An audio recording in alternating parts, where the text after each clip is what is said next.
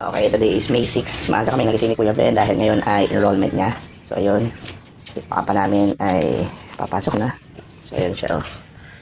Iising na lang kami kasi baka hindi tayo magising. Pero naka-alarm naman ako. So, yung bunso naman namin, ito tingnan nyo at tulog pa nga siya.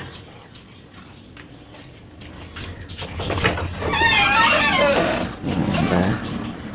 Ayun o. Napakalakas ang paninig. Kailangan dahan ka lang talagang pumasok. Tara, sabi na tayo at samahan nyo kami ni Kuya Brent sa aming pupuntahan sa Bataan School of Fisheries para mag-enroll.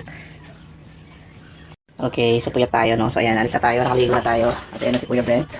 Punta na kami ngayon. So, ito, itong blouse ko na to, nabili ko na to sa Shopee. So ayan, ang ganda siya. Ito yun, sa mga ganito. Tara na, tara tayo sa Fisheries. Mula Santa Elena ay makakarating ka na sa Bataan School of Fisheries within less than 15 minutes na biyahe. Nandito na nga kami ngayon sa loob ng BSF at medyo maaga pa kaya sabi ko kay Kuya Bren ay doon muna kami tumambay sa shed habang hinihintay ang schedule.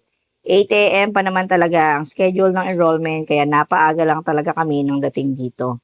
Mas okay na rin yung mas maaga kaysa naman abutin kami ng mahabang pila mamaya. Itong school na ito ang aking alma mater. Kaya naman habang naglalakad ako dito ay nakaramdam ako ng nostalgia. 4 na taon din akong lumabas-masok dito sa paaralang ito kaya hindi talaga mawawala ang mga alaala ko rito. Ang dami ko rin pinagdaanan dito noon. Walang ginawa kundi mag-review na mag-review dahil aral bahay lang talaga tayo noon. Mula sa Bataan School of Fisheries na iniwan ko noong 2003 nung ako ay makagraduate dito ay napakalaki na rin talaga ng ipinagbago nito ngayon.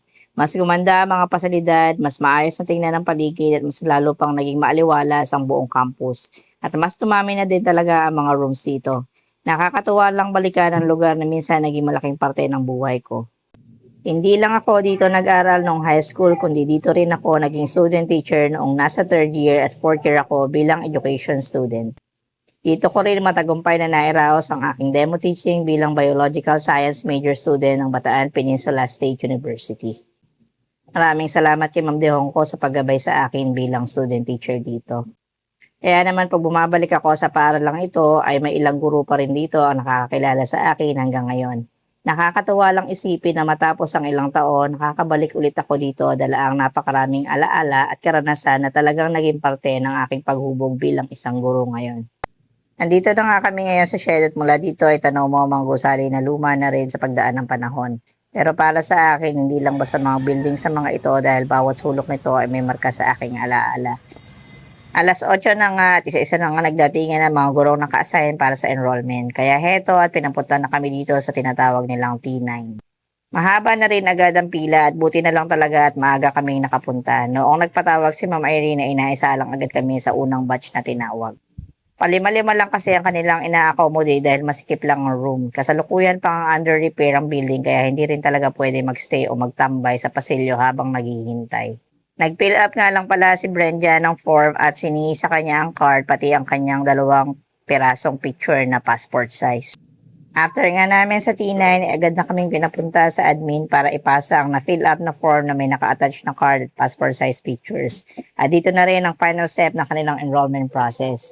Binigay na nga kina Bren ang kanilang confirmation slip at officially ay tapos na rin ang enrollment procedure nila matapos itong maibigay. Itong confirmation slip na nakuha nila Bren ay talagang itatabi nila ng maayos dahil hahanapin ito sa first day of classes.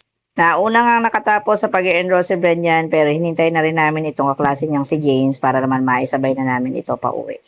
Officially enrolled na nga sila kaya ayan, uwian na.